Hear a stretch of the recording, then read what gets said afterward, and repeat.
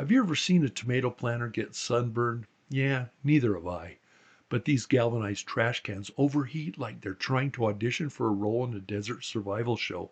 So today I'm planting a wildflower shade wall to keep them cool, keep me happy, and keep the tomatoes from throwing a tantrum. First up, we need boundaries because even wildflowers need a little structure in their lives. Edging keeps things tidy and stops the soil from running off like it's late for a meeting. We've had good luck with galvanized edging from Lowe's.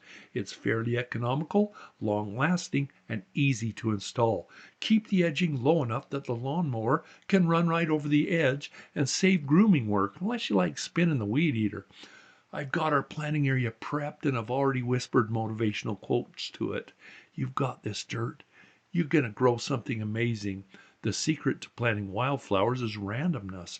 Nature doesn't follow a ruler, so I'm just sprinkling these seeds like I'm seasoning a great meal with generosity and enthusiasm. This year we're using a seed purchased through Amazon. After spreading the seed, we cover it up with about a quarter-inch deep layer of soil to hold the seed in place and promote growth. And because plants, like grass, need a good foundation before it becomes greener on the other side. The instructions on the wildflower seed reads, keep it wet. That's easy for me because I water my plants more than I text back. And when it comes to talking to your plants, be assured they prefer watering over engaging conversation. Fun fact, tomatoes have more genes than humans.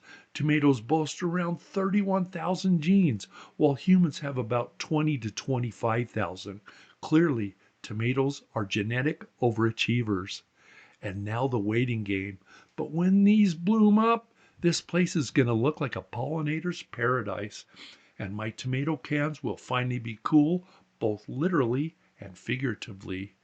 If you like this wildflower adventure, hit the like button, subscribe for more questionable gardening decisions, and I'll see you next time.